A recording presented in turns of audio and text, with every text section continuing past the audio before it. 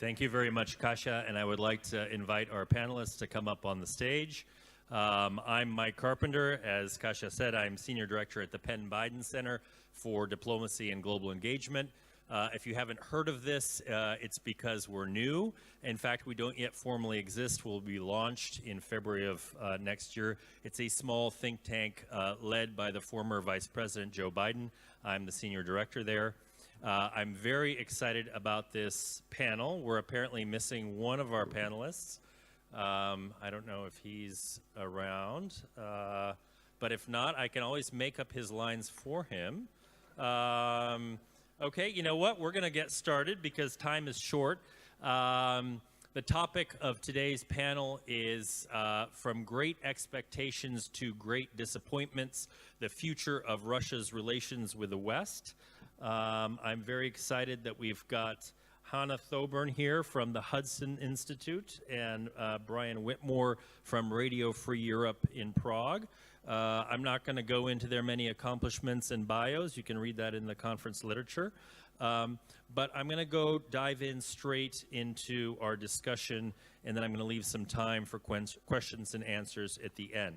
I'm going to start by framing things by saying that when I was sitting in the Pentagon and I was responsible for Russia policy, I had a palpable sense both then but then also before when I was in the White House that we had this paradigm shift in terms of the relationship between the West writ large and Russia. So whereas for most of the 1990s and the 2000s, we had this relationship where the Russian foreign policy paradigm was one of cooperate with the West where possible, compete where necessary, that shifted. And it's hard to pinpoint the exact time at which that paradigm shifted, but it did shift palpably, for me at least, to one of outright competition across all domains. And by domains, I don't just mean military domains, land, sea, air, cyber. I mean all domains, including diplomatic, informational, military, economic, really across the board. And so I'm going to start with Brian. Brian, A, do you see things the way I do? Has there been this shift? And if there has been a shift, what accounts for this? What are the drivers of this increasingly naked confrontation between the Kremlin and Western powers? Thank you, Mike. And yeah, I would absolutely agree with you. And I would place 2003, 2004 as the crucial dates when this began to become manifest. What happened in 2003, 2004 were, of course, the Rose Revolution in Georgia and the Orange Revolution in Ukraine. The way these things were, and these produced a sea change in the thinking of the Kremlin at the time. And the way these were perceived, I would argue incorrectly, but they were perceived as some dark plot that was hatched up in the basement of Langley or the State Department or maybe the Pentagon to promote regime change in the former Soviet Union and ultimately in Russia itself. And so as a result of this, you saw a shift both domestically and in foreign affairs in Russia. You had the establishment of what Russians call sovereign democracy at home. Vladislav Surkov, who was then Deputy Kremlin Chief of Staff and de facto the chief ideologist of the Kremlin at the time, coined the term. And this was the creation of fake NGOs, fake youth movements, fake political parties to create the illusion of democracy and to counter any attempt at real NGOs to overthrow the regime. But concomitant with that, you had what I call the establishment of a network of dark power in Russian foreign affairs. I think it's very significant, the date of April 2005, because two very significant things happened in April 2005. RT, then called Russia Today, was registered as a company in April 2005, and it launched and went on the air in December of 2005. Also in April 2005, the youth group Nashi held its founding conference. So these two things are symbolic of these two things, these two shifts that I see at this time, both in domestic politics and in foreign affairs.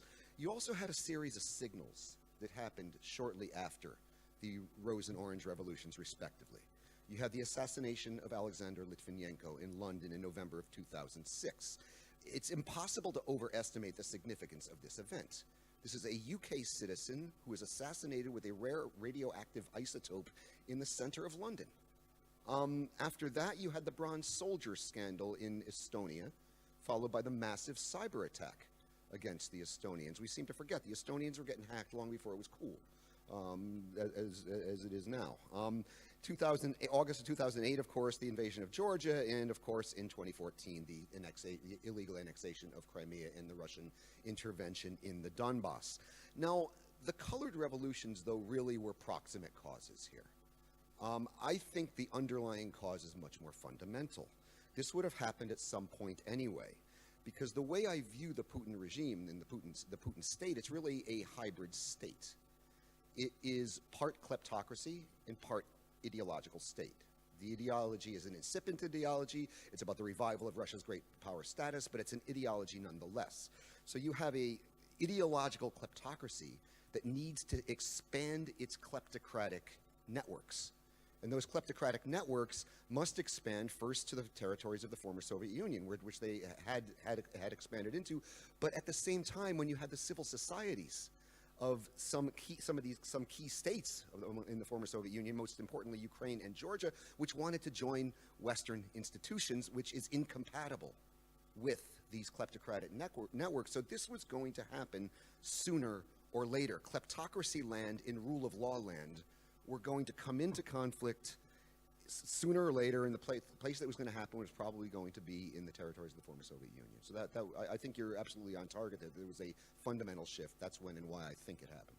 Well, that's a great segue, because Hannah, at the Hudson Institute, there is something called the Kleptocracy Initiative that studies all the various ramifications in the way in which the Kremlin weaponizes kleptocracy. But I wanted to turn to you because, from my perspective, a lot of this shift in terms of antagonism, at least between Russia and the United States, came, for example, the expulsion of USAID from Moscow in the fall of 2012, and then the following summer you had Mr. Snowden show up at the airport in Sheremetyevo, and the Russians harboring an NSA contractor. And then from there, really things start to deteriorate rather rapidly. So this comes after 4 years of reset policy from the United States, where really Washington, I think you can say, bent over backwards to try to find a way to work collaboratively with Russia across a whole host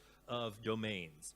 There was a bilateral presidential commission with 23 working groups on everything from counterterrorism to innovation. We were trying to get the Russians to learn how we do venture capital so that they could attract tech investment. You know, you name it, the economy, the military, cooperation across the board. And furthermore, lots of U.S. investment and Western investment in Russia. Something like 95% of Russia's FDI stock was from either North America, Europe, or Japan, and two-way trade as well.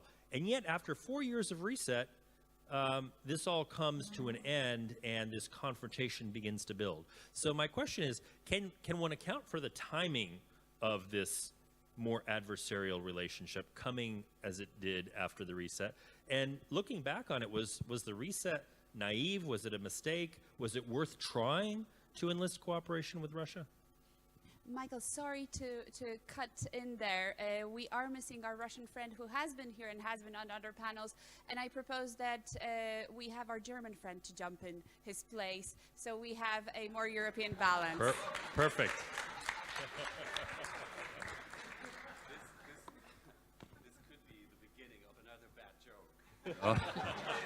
We appreciate it. Thank you for your bravery. Sorry to interrupt, but I'll try to contribute nevertheless. Go ahead. So the question is to Hannah then. Well, first, welcome, Roland.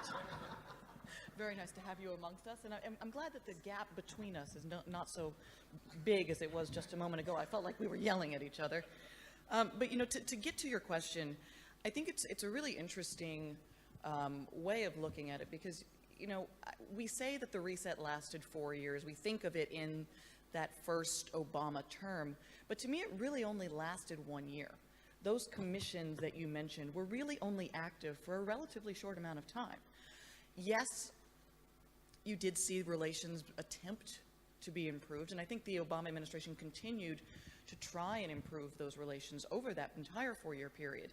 But at a certain point, I think pretty quickly on, after that first or second year, it became reasonably clear that Russia just wasn't that interested.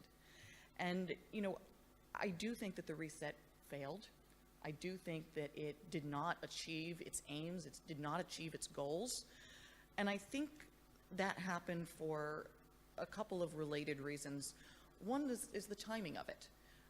We just heard Brian talk about the way that the regime really unfolded in Russia and how things had started to already become somewhat antagonistic in 2003, 4, and 5. So by the time we get to the reset in 2008, 2009, you're also right at the tail end of Putin's 2 terms. And that's when Dmitry Medvedev walks on the scene. And I do think that doing the reset with Dmitry Medvedev rather than doing it with Vladimir Putin probably confirmed, I think, some of the things that you suspect, Brian, that the Russians believe, that we in the West are trying to overthrow and get rid of Vladimir Putin. And so by doing the reset with Dmitry Medvedev, and I realize that this was part of the point of it, is to do it with the more westward focused, more westward leaning of the 2 leaders, I think it actually ended up reinforcing to Putin's friends and to himself that that's exactly what the West was after. Did you want to jump in? Yeah, can I Brian? jump in on that? I mean, actually, I agree completely, Hannah, and I'd say 3 things about the reset. I mean, it was interpreted differently in Moscow and in Washington. Initially, if you read the Russian press on reset when it was initially launched, it was being compared to détente. Now, in the Russian context, détente has a very specific meaning. It was the United States recognizing the Soviet Union as a co-equal superpower. That is the way détente was understood in Moscow, and they were understanding reset in this way. And the fact that it came after the invasion of Georgia, in this sense, a co-equal superpower, one which also has its sphere of influence, and so it was interpreted. And when the realization came in Moscow that this was not, in fact, what reset was, then you had the reverse interpretation that this is just another dark plot hatched up in Langley to overthrow the regime, right? So I think that's something that we have to bear in mind about the reset. We also have to bear in mind that, let me put my glasses on so I can see my notes a little bit clearer. Go ahead. I want to jump up on that last point you made, because I do think that it's really important that we also, when talking about the reset, that we look at how the U.S. supplication to Russia for a change in our relationship actually looked after the Georgia War in 2008. It looked as though the United States was coming from a position of weakness, and it looked as though we were now asking to have Russia come in and be equal alongside the United States and go back to a position where we had a kind of bipolar world. And when that didn't materialize, I do think the Russians were very jaded about it. Now, in defense of the reset, I would add that the way things turned out was not preordained. And during reset, there was a very, very fierce debate going on within the Russian political elite over this. And the part of the elite understood what reset meant in Washington, and they were down with it. So there was a feeling within the elite that maybe it's time for Putin to step aside, maybe be Deng Xiaoping, let Medvedev have a second term, let this thaw continue. And people like Surkov, people like Lev Pavlovsky were arguing along these lines. They lost the argument, of course. They lost the argument to the Siloviki. We know that it turned out this way, but I see it almost as a calculated risk on the part of the United States. The risk didn't pay off. But it didn't have to turn out this way. This was not preordained. So, okay, so what is the perspective like then from Europe, Roland? I mean, the EU had a partnership for modernization with Russia as well, and essentially adopted a very parallel, similar policy to the United States at the same time. And in fact, one can say that German Ostpolitik is sort of grounded on the same set of principles as the reset, namely that by engaging Russia, by spurring greater interdependence, particularly economically, that one would drive the creation of a middle class and a constituency, a natural constituency within Russia that would favor both Russia being a more responsible stakeholder in the international system, but also a more collaborative partner with the West. So how does this look from your perspective as a European? You're absolutely right that at least the German support for the modernization partnership, and I think it was invented somewhere in Berlin, is a late outflow of Ostpolitik. You have to understand that German social democracy, which is a time-honored political movement in Germany, has made no other contribution to world politics than Ostpolitik. Everything else in post-war German history, it goes on the account of more or less the Christian Democrats, German unification, or even before the Western integration of West Germany, NATO, European integration, all that. So this is why the obvious failure of the modernization partnership is so painful for German Social Democrats, and I would claim they still don't get it. There is something like phantom pain, because this Russland verstehen, an eternally understanding attitude towards Putin personally, but also Russia as a power, is so inbred for historical, cultural, psychological reasons, especially in German social democracy. Now, when I look at people like Frank-Walter Steinmeier, he's not a stupid person, I think deep down he knows that talking is not going to achieve anything. And yet, almost in a compulsory way, he keeps going back to Moscow and trying to talk reason into Vladimir Putin, who, from his own perspective, is acting very rationally. He wants to stay in power as long as possible, which is why he has to prevent any kind of upsurge in Russia, which is why he has to prevent any neighbor of Russia, especially in the former Soviet Union, from becoming a successful market democracy with the rule of law, which is why he has to weaken and, if possible, even split the organizations that might help these countries to become functional market democracies, which is the European Union and NATO.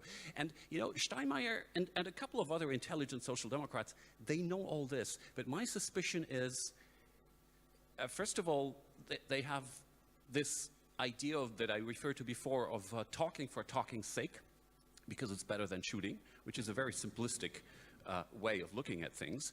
And second, they really believe they are preventing World War III through this. They say, we know Putin is a bad guy, but Russia exists. We have to come to terms with Russia's existence. We don't like what they're doing at the moment, but sooner or later they will come to their senses. And if it takes 25 trips to Moscow, we're going to do it. We're sacrificing ourselves. There's almost a heroism in their own self-image about this.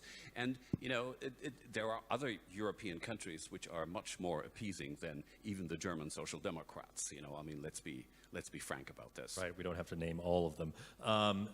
Brian, you wanted to jump in on this, but if I could frame a question as well, before we turn to the future, I also want to look back a little bit into the past. So our Russian colleague is not with us, but I'm going to channel his spirit here a little bit, because he has written that and I'm not denigrating this argument, I'm just putting it forward as a legitimate argument, which is that the West really missed an opportunity to integrate Russia into the rules-based international order, into the Western order as well in the early 1990s.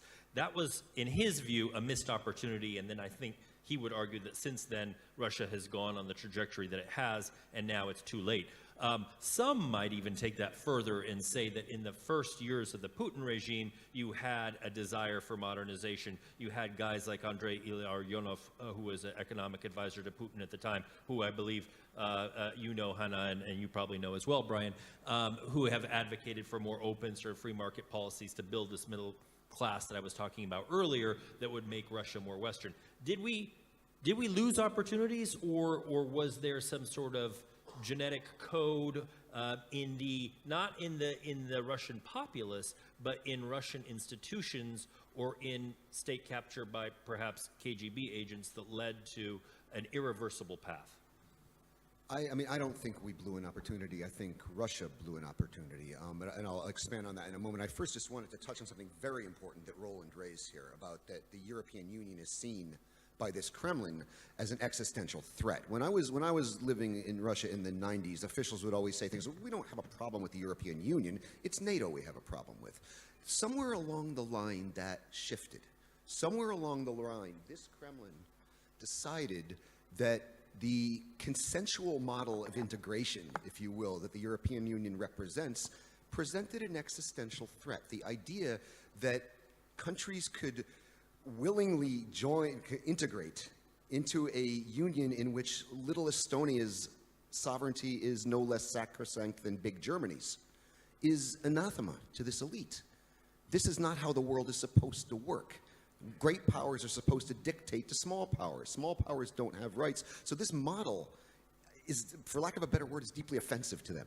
And it represents an existential threat. On the issue of whether we blew it in the 90s, I would say Russia blew it. Imagine if privatization were done a different way. Imagine if privatization were done a different way. We didn't make them do that. They did it. The kleptocracy we talk about today in Putin's Russia was born in Yeltsin's Russia. So anything, I mean, any talk of anything like a Marshall Plan, we must remember that the original Marshall Plan required a temporary sacrifice of sovereignty on the part of the recipients, most notably Germany. Marshall Plan funds were distributed at the local level by U.S. military officers. This wasn't just free money we gave to the Germans and the Western Europeans. Was Russia ready to sacrifice its sovereignty at that time, even temporarily and even in a limited sense? I would say no, and I'd also push back on the narrative that the West somehow humiliated Russia at the end of the Cold War. I think the West was incredibly magnanimous. I mean, let's bear in mind that Russia kept the Soviet seat on the Security Council. There is no divine right that the Russian Federation had to that seat, but it kept that seat largely due to the acquiescence of the other powers. It kept its nuclear weapons, it got Ukraine's nuclear weapons, it got Kazakhstan's nuclear weapons, and it got Belarus's nuclear weapons. I was in Kyiv when the Budapest Memorandum was signed. If anybody was humiliated by that, it was the Ukrainians, not the Russians. So if this is humiliation, I'd like some of that myself. Please humiliate me this way.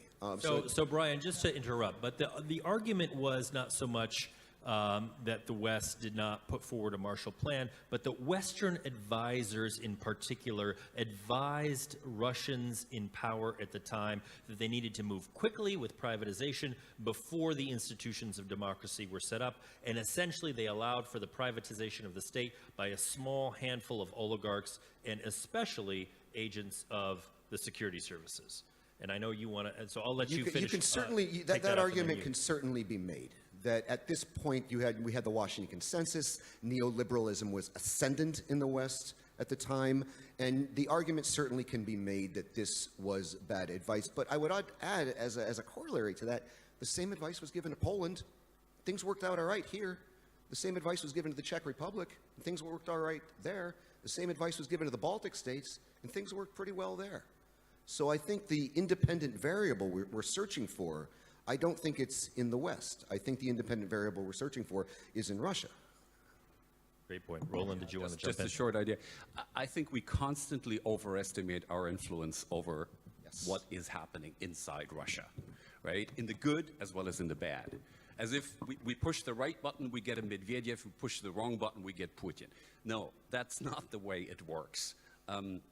What we can try to do is deter Russia from certain types of external behavior, and on that one we've been doing very badly a long time ago. I think we should have reacted with more toughness much earlier, when the writing was on the wall and we were Can you be more sleeping. specific?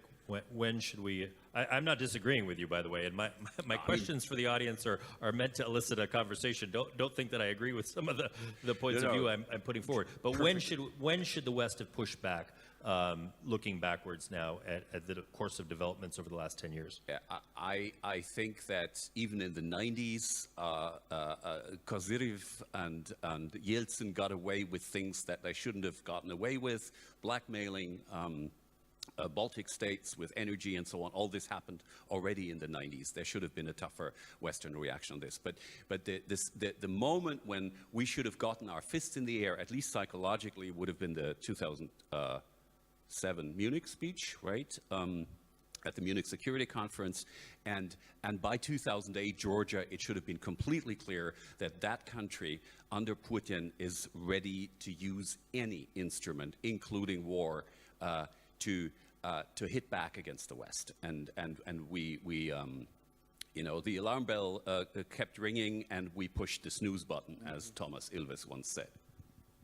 Thank you. I think that's absolutely right. Hanna, let's turn a little bit to the current state of affairs and look also forward a little bit. I wanted to now talk a little bit about Putin's rule and how strong is his grip on power. Everybody makes a big deal of the popularity ratings, the high 80s, especially after the annexation, the illegal annexation of Crimea. Is he really that popular, and how deep are the roots, in particular, of his authority? You know, I think it's a very interesting and kind of paradoxical answer, because I do think that Putin is, in fact, very strong. He puts a lot of energy and effort into maintaining that strength, but because he is so strong, he is therefore inherently weak, because he is the only thing that holds the entire system together. If you remove him, if he suddenly dies, if something changes, the entire thing falls apart. So his strength is also a weakness in a way, and he is so desperately afraid of losing that position and losing his power and losing the strength that he overreacts in a way and almost weakens his position in doing everything humanly possible to make sure that there is no political opposition. Do the poll numbers lie? Probably.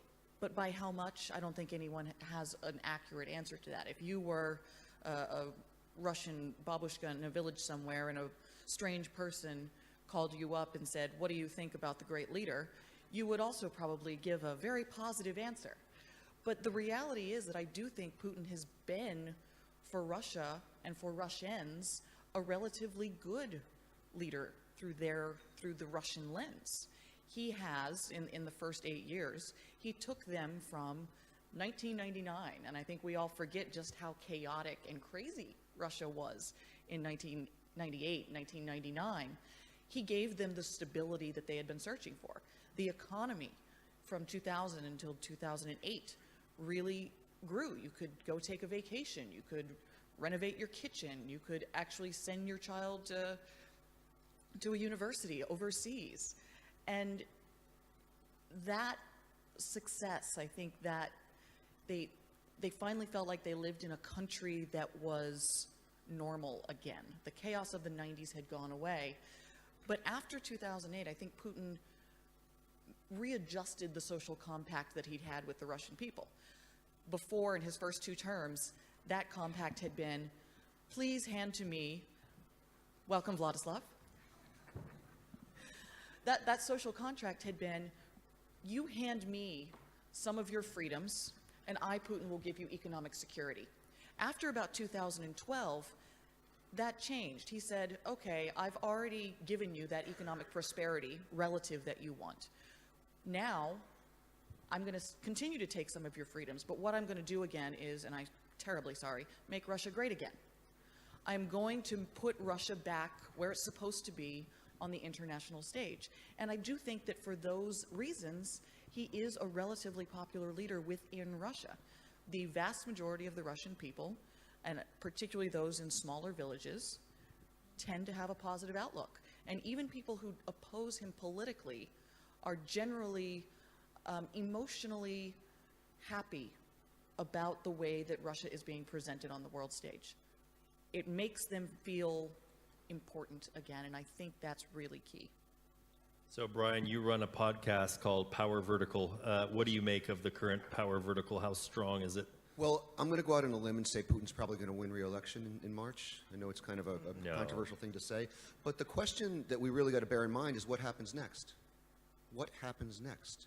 Because after the election in March, Putin becomes a lame duck. Putin becomes a lame duck. He's 65 years old. He wins a 6-year term. He'll be 71 at the end of that term. Now, Putin has not been terribly respectful to the Russian Constitution, but there's one article of the Russian Constitution that he is obsessive about honoring, and that is that the ban on 3 consecutive terms. So what does he do at the end of this term? Does he pull Medvedev out of the hat again and do another castling? I don't think so. You don't go to the same well twice. And in this case, he would be coming back to the Kremlin for another term after another castling at the age of 77, right? The man is not immortal. He can take his shirt off all he wants. He is mortal, right? So what's going to start happening after the election is one of two things. Either, and there are rumors in the Russian press to this effect, Vladislav, you wrote recently in snob.ru that you think there's a 50% chance there'll be some kind of constitutional change during Putin's next term that would change the nature of the executive. I've also been noticing some very interesting leaks on Telegram that have been picked up by Ruski Monitor about the creation of a state council along the Chinese model that would keep Putin in power indefinitely. Yevgeny Minchenko, in his very famous Politburo 2.0 report, the last edition of this, said that some post-presidential posts will probably be created for Putin, something akin to, and I'm quoting here, a Russian Ayatollah. So I think that this is one possibility. We will see some kind of constitutional change to keep Putin in. Another possibility is that things will move toward a successor, in which case things will get very unstable, because the clans will begin fighting over the crown. Hannah hit on this perfectly, is that this system is in a very unstable place right now, because you have to go back to Joseph Stalin to find a Russian system that was so dependent on one person. And when you remove that one person, if they do some fancy stuff with the Constitution to keep Putin in, it's only putting off the inevitable. It's only putting off the inevitable. It's a question of when the fight for the throne begins, sooner or later. The system is weak for this reason. Great, thanks, Brian. So, Vladislav, I did a very poor impersonation of you earlier, so now I'm glad you're here. You can speak for yourself. Well, tell us, what is the word on the street in Moscow? What is the feeling about the impending election? I think we all know, as Brian said, how it's going to turn out. But what about this crisis of a successor? What are people saying? What does your intuition tell you about how this is going to play out in the coming years? Thank you. Sorry for being late. So my point about these elections and about what can happen next is actually that I will bet on changes in the constitution, because as the colleague said quite rightly, that the system is very fragile and it depends heavily from one person, and therefore there is too much risk either in finding out the successor, because if the Putin and the elite will look for successor for 2024, it will come out quite soon, and Putin will really be the lame duck. So therefore, to avoid this kind of attitude for the upcoming 6 years, you should have in mind some other option to continue his presence as a national leader, as the people in Moscow used to say. So therefore, my personal position, I'm stick to this position from 2006, when I wrote an article in Nezavismaya Gazeta on the subject that Putin is president for life. So therefore, I'm still at this position. He cannot leave the first place in Moscow. Of course, yeah, I can agree that he respected the constitutional article about 2 terms in power, but it definitely was. He respected it in former life, in 2008. But in 2008, you have completely different situation in the country. You have this showdown with the West. You have no aggression against Ukraine. And of course, you had much more criminal actions done already to care about whether you can step down or not. Now I think he's in a position when he can step down, safely for him. So therefore, I think they will find some possibility to continue. So that raises an interesting question. Since Putin has consolidated such power, Roland, over the last decade or more, is there any constituency in Russia that is able to resist? Presumably there are oligarchs who do not benefit from having this confrontation with the West that you see ongoing, because their financial interests and their bottom line are impacted, and a lot of their wealth is stored in luxury real estate in London, Miami, or New York. but nobody seems to be able to push back. Is the system so now concentrated? And I know, Brian, you and I have talked about this, but I'll start with Roland, and then if you want to jump in, please do. When you said Putin has consolidated his power to such a degree, I was almost afraid that you were going to ask me about Angela Merkel next. But no, seriously, what I forgot to say before is that, of course, when, I may have been criticizing social democrats, but thank God that Angela Merkel is leading the European Union on Russia and rolling over the sanctions and so on. Okay, but I'm no Kremlinologist. I just talk to Russians. And my impression is that I can't say anything about the oligarchs. I'll leave that to my colleagues here. But there is a new kind of civil society forming as we speak in Russia. Whether this will ever end up in some force that can topple the system, because that would be equivalent to toppling Putin, I don't know. But the new elements, and paradoxically, all the clampdowns on civil society and NGOs, and generally on Democrats, that the Kremlin has done in the last couple of years, are beginning to create a new resilience in Russian society. First of all, people are just less afraid. This is a miracle. Well, I mean, when I see these youthful demonstrators, when was it, in March, pupils, some of them, high school students, and they are just not afraid to be arrested. That's one thing. The other one is the draining of funds, the declaration of NGOs as foreign agents, and therefore basically making it impossible for them to receive funds from abroad, has created new business models, right? They're offering social services. They are branching out into other kinds of activities just in order to stay afloat as organizations. And I mean, that plus the fact that, at least in some of the bigger cities, a certain fraction of young people are deeply interested in issues like philosophy, history, religion, ethics, and they're willing to go to the forest to hold a seminar on this.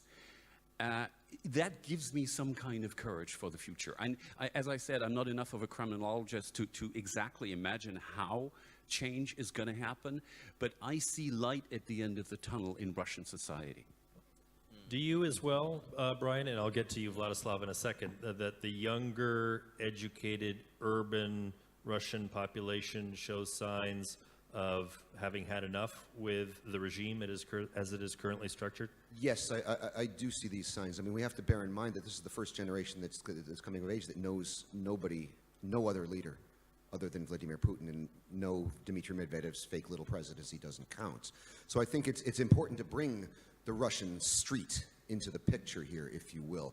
I mean, yes, there are splits in the elite, and yes, there are those who would prefer to move down a different path, and that means we're going to see more struggles in the elite. But when those struggles happen, it tends to be, just like in 2011 during the reset, it's the Siloviki side that tends to win these struggles. But at this time, we have a situation on the street, and we have to bring Alexei Navalny into the equation here.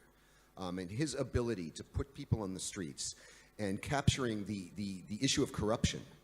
And this is really resonating. And I think we need to remember that Russia is not immune. Russia is not immune to the anti-establishment wave that has swept the West. They're not immune to this phenomenon that produced Brexit, that produced Donald Trump, produced the Marine Le Pen phenomenon in France, and so many other things across the Western world. But the difference is that in the West, this frustration can be vented at the ballot box. In Russia, it cannot.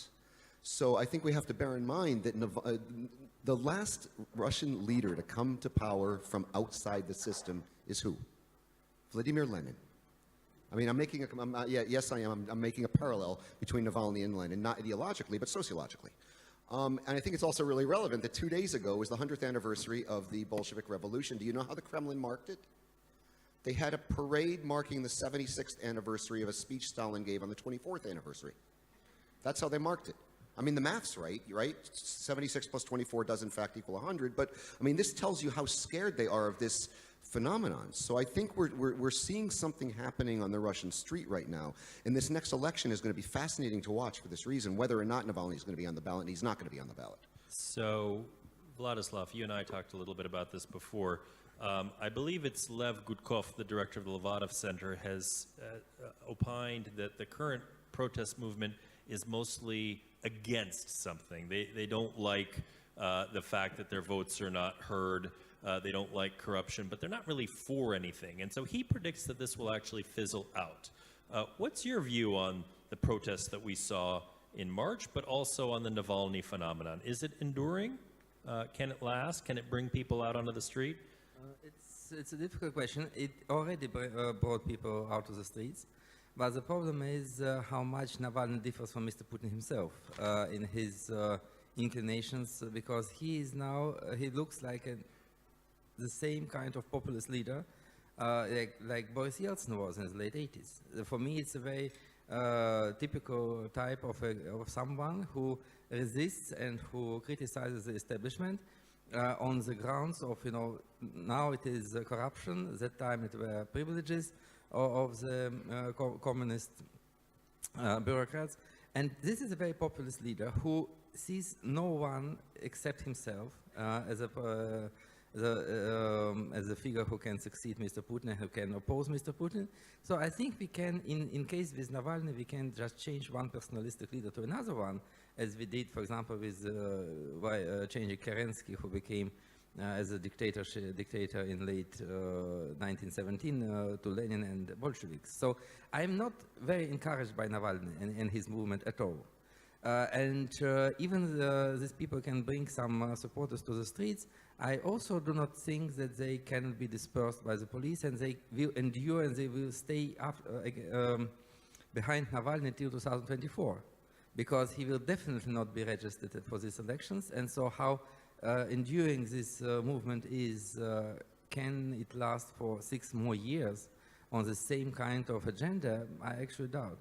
For me, the problem is quite different, because if you look on the situation in Russia in a long historical perspective, you mentioned the 1917 revolution, you will see that the society changes when it actually reaches the bottom of crisis, with the huge economic problems, maybe not war as it was in 1917, but with a real societal and economic collapse as it was in the late 80s.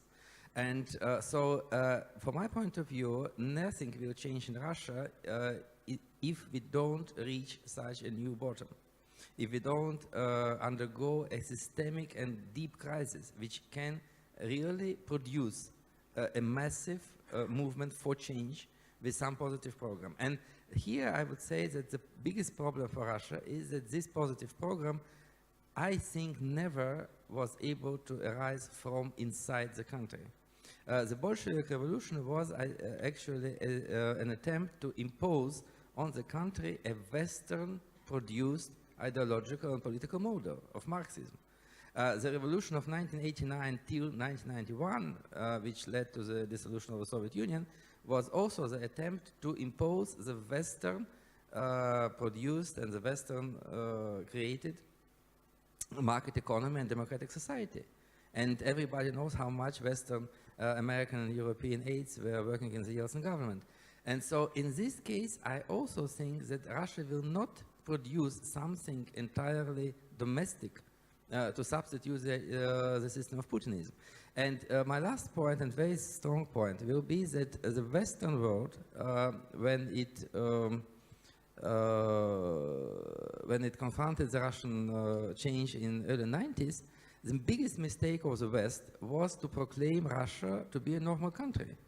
It was, Andrei Schleifer's book saying that Russia is a normal country because you have Anatoly Chubais and Yegor Gaidar, both Democrats and pro-market economists leading the country. So the country will change economically, and then economic change will definitely produce the liberal Western political democracy. It didn't produce. And this illusion was absolutely the same illusion which the great European powers had about the Weimar Republic in 1920s. Because it was also considered to be quite normal democratic country of enlightened Germany. And what we got in 1933, everybody knows. So therefore, I would say that negligence, which was produced by the West vis-à-vis Russia, which was actually seen as, from inside, was seen as a humiliated country, and then the Putin Renaissance is quite, you know, much more softer version of German Renaissance of the 30s. So my proposal and my question actually to the auditorium is that is the West ready to confront a new crisis in Russia, and what will it propose if it happens? After the Second World War, the West proposed to the Germany an integration into NATO, into the European Union, and therefore Germany turned from aggressive power into the engine of growth in Europe and the West. Is the West ready to encourage and enjoy and embrace Russia if it once again turns to like to be a westernized country after Putin leaves somehow? This is the biggest question. Do you have an agenda there? Or you will be ever surprised by what is happening in Moscow? Because the point of our session was that the West was very surprised by the Putin action in Ukraine. Look, the Putin's action in Ukraine in 2014 were well predicted after his Munich speech, after the events in Georgia, but you were surprised. How many times you were surprised in the future? Would you do something? Would you create a paradigm for not being surprised again? So I actually think none of our panelists was surprised. But I want to open this up to questions, so please prepare your questions. But first I'm going to start off with one, and I'm going to turn to you, Hanna, which is, can Russia continue to muddle through under the current paradigm where it's occupying Abkhazia, South Ossetia, Donbass, Crimea, it's intervened in Syria? It seems like they've taken on a lot in terms of overseas commitments. The economy still has a fairly high level of reserves, but yet brain drain, demographic decline, dependence on hydrocarbon exports. There are a number of long-term structural vulnerabilities. Will these come to a head, or do you think that, you know, Putin can continue to sort of muddle through as he has since 1999? One could argue that Russia's been muddling through for 600 years.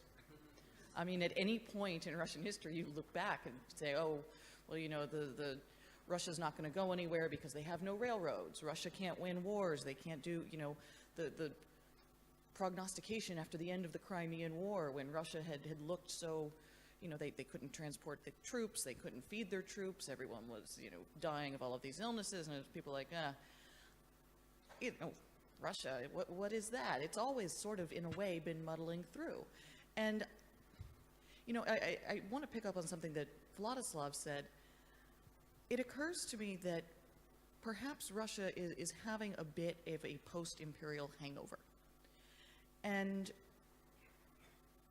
they don't necessarily know what to do with themselves now that they're not an empire. There is no homegrown ideology. There is no idea of what is Russia. And so in a way, what's happening in all of these little occupations is some kind of attempt both to recapture some of the old empire, to make Russians feel important again, but also to hold on to a thing and a way of conducting life and a way of building and organizing a country that used to work for them. That is what they know. They know the imperial model. And so I don't think, you know, that because there are 2,000 troops in Transnistria that Russia's suddenly going to fall apart. I just don't.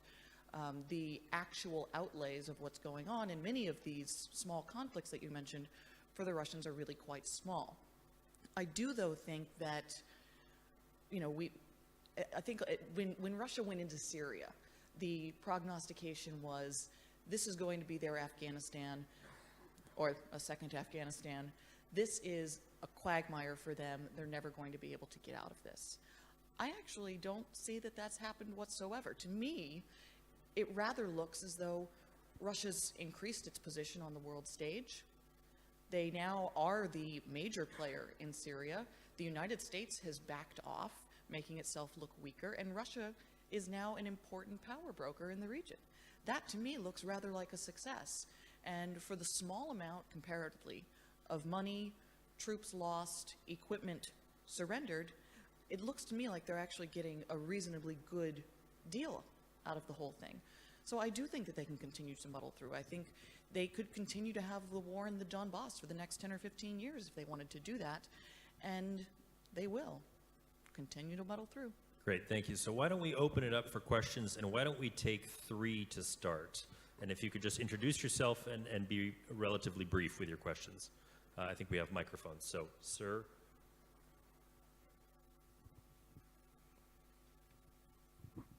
Thank you. Suyed Azimbaya from Georgia, currently at the Fletcher School of Law and Diplomacy. I got a question about what do you think could be done? So we reviewed the history, Russia, Soviets. What do you think could be done at the policy and strategic level from the Western side to improve the situation? And I would like to ask Brian to elaborate more a bit on COCOM that he supports. Thanks. Daniel Mitov over there, please. Thank you very much. I will try to synthesize this quickly in the form of comment and a short question to Vladislav. I'm struggling with one thing. When you speak to Putin's supporters, when you hear them reason, the first thing they tell you is Putin saved Russia. When you ask them how did Putin save Russia, the first thing they tell you, well, he liberated us from Eltsin's times oligarchs. Of course, other type of oligarchs were created. Afterwards, those were kind of free oligarchs. They could at least somehow dispose of their capital and decide what to do with it. These ones right now are in the vertical of power. They're completely and utterly dependent. Their wealth can disappear from one day to another. Then the second salvation of Russia started in the beginning of the second mandate. And the general idea is that Russia was saved by the decadence of the liberal, Western-style liberal democracies. And I think we underestimate very often this narrative, the ultra-conservative, anti-liberal democracy narrative, which goes almost in the ideology sphere, and you touched upon this. It goes a little bit back into the imperial times, it draws legitimacy from there, but it's something new. Even Lavrov says we will not allow ourselves to be civilizationally colonized by the West. We will not lose our sovereignty as all the other Eastern European countries did with the accession to NATO and the European Union. So my question to Vladislav would be, how important is this kind of almost ideological, to me, is very ideological narrative, this ultra-conservative thing, which is not classically conservative, it's something invented in Russia and used by them. But in certain countries, it is not felt at all in the West, but in countries like mine, like Bulgaria, this resonates a lot and creates a lot of supporters. So my question would be exactly that. How do you think, how much the Kremlin relies on that narrative, and I even have the feeling they're creating some kind of an anti-democracy international in many countries, including European, including the United States. They're creating a network of people who are opposing liberal democracies as such, and they're decadent, let's put it this way. Thank you. We only have time for one more, as it turns out, so Robert Schell, please. Robert Schell, NATO. It's a form of comment and a plea at the same time, spurred by Roland. My plea is the following. If we have made mistakes in dealing with Russia, they were usually caused by the same thing. We try to deal with Russia on the basis of our image of Russia as we have, a rather romantic image. You know, the Russia as we would like to see. You know, the recent Levada poll was the question, what are the role models for the young people in Russia? In that order, Vladimir Putin, Jesus Christ, Elon Musk. You can draw conclusions. Please don't underestimate the amount of brainwashing that the Russian society, including the young generation. I traveled across Russia in 5 years. I was there, spoke with universities, dealt with lots of really very intelligent young people. They are not active politically. They are not interested. there is no feeling of kind of great activism, you know. The best way, I think, is the only tried way which brings some success. You have to deal with Russia with it, you know, no matter what our dreams about Russia is, the way Russia is. Deal with the actions of Russia, whether it's in a military field, whether it's in a political field, deal with Russia as it is economically. Because in any other way, I fear, whether it's Reset 2 or any other policy which is well-intentioned and might make sense at the time, but we run the risk that we will not guess right what Russia, and at the end of the day, it's Russia itself and the Russians who will decide what its future is, not us. Thank you. Thank you. So we have 15 seconds left, but I'm going to let each one of our panelists respond to the various questions that have been posed. So why don't we start with you, Vladislav? First of all, I agree definitely with the question and the proposal, the idea that the Russian conservative ideology is very deep and it's actually very in the best way applied and used by the regime. So therefore, the idea that Russia can transform easily is of course false. So what can be done with Russia? It's answering both questions. So I think today any productive dialogue is actually excluded. I cannot imagine what the West can speak with Russia about, except maybe North Korea and Syria. So therefore, I think the best way is to turn to the strong containment strategy, because the major issue for the West is to really to contain the infiltration of Russian style of thinking, of Russian style of organizing, of Russian ideology inside the West. The corruption of the West by the Russian money, by the Russian post-imperial thinking, by the Russian anti-democratic ideas. As about the question whether Russia can change from itself, I would say no, it cannot, and this was actually my point. But my idea is that Russia can actually react, even Putinist Russia and post-Putinist Russia, which inevitably will come, can react to some concrete proposals if they come from the Western side. Mr. Putin recently said on one of his speeches that in 2001 he proposed to Mr. Clinton Russia should join NATO. And what was the response? No response.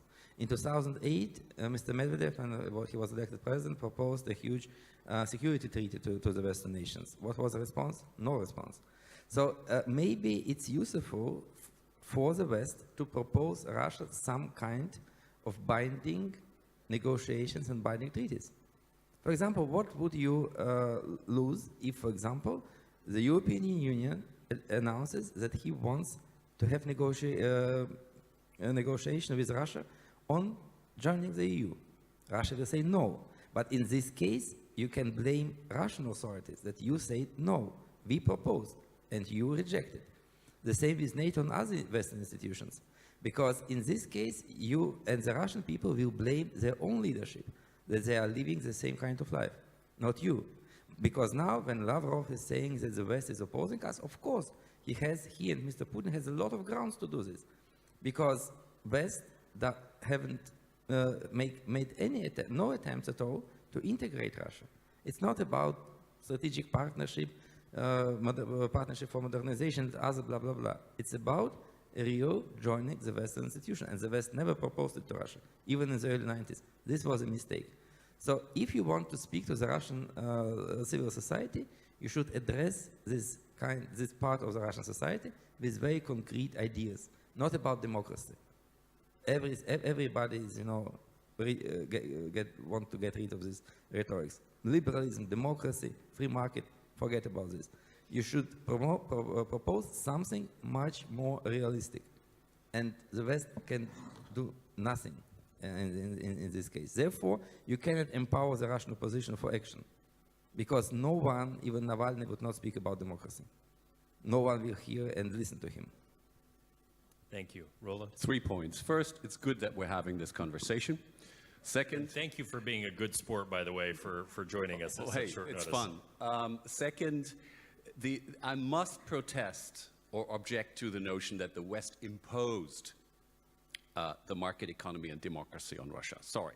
I mean, all we did was not keep Jeffrey Sachs from holding a lecture at Lomonosov University with a crate of Coca-Cola in his backpack. But that's all we did. All the rest was the way we saw it, the will of the Russian people, the free will of the Russian people at the time. So there was no imposing. And third, there was no Treaty of Versailles in the 1990s on Russia. Treaty of Versailles, you know, I mean, limiting the Reichswehr to 100,000 soldiers, making Germany pay crippling reparations, which certainly was justified at the time, but there was no such thing in the 1990s. And so I must reject this. And the grand bargain thing, what would the grand bargain entail? Actually, it would entail that not only we should stop talking about liberal democracy, but we should also stop exporting or trying to export good governance and the rule of law in our eastern neighborhood. Well, sorry folks, this is us, because we're doing this we're doing this in the interest of everyone. And certainly we cannot live with an unstable, corrupt, kleptocratic bunch of countries in the eastern neighborhood of the European Union. I think that should be an understandable goal. If the grand bargain entails that we stop doing this, not with us. Thank you. Hanna. I'm very sorry that I have to go after such an impassioned defense of liberal democracy.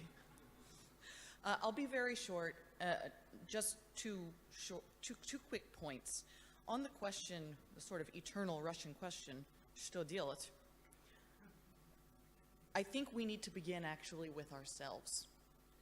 We've mentioned and sort of touched on the question of kleptocracy, the dirty money, but we haven't really talked about how much these dollars, rubles, the stolen money is corrupting the systems that we have built.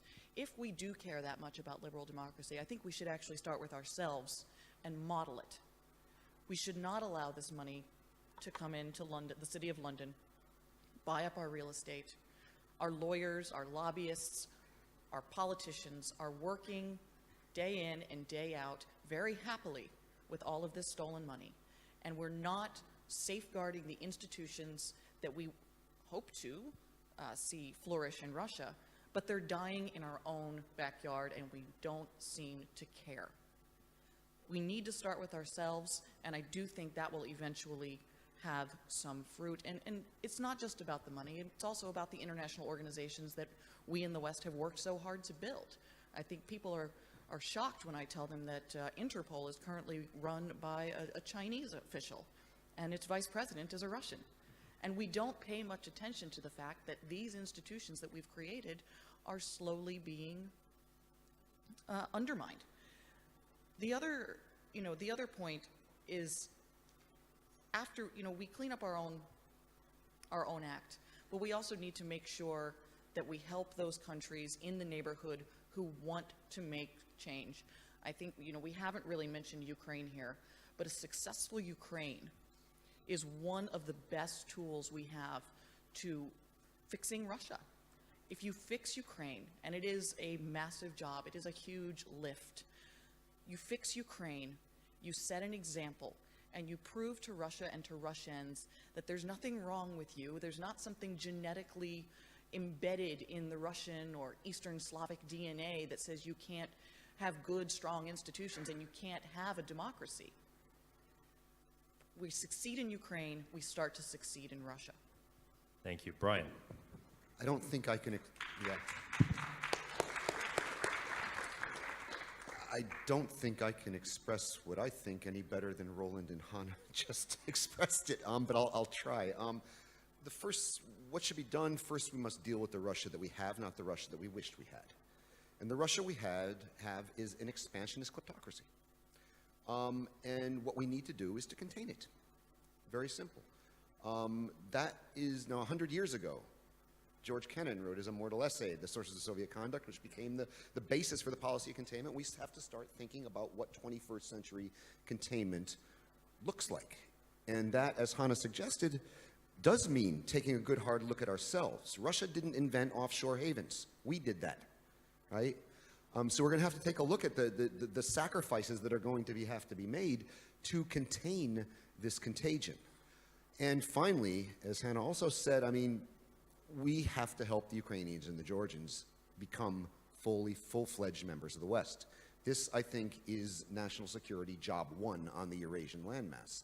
And the benefits of that, which Hannah said so elegantly and articulately, are huge, A successful Ukraine is going to have contagion in Russia, and it's going to create a catharsis that Russia needs to begin changing itself. We can't change Russia, that's the Russians' job. But we can help those who do want to change, and those are the Ukrainians and the Georgians, and to a lesser extent the Moldovans, and we have to be there. We can't look at these countries as appendages of Russia. We have to look at them on their own terms, and I think they want to be full-fledged members of the West. Ukrainians at this moment are quite literally dying to become full-fledged members of the West, and we have to respect that. Thank you. Well, I think we could continue this discussion for another hour, but then Kasia wouldn't invite me back next year. So please join me in giving our participants a round of applause.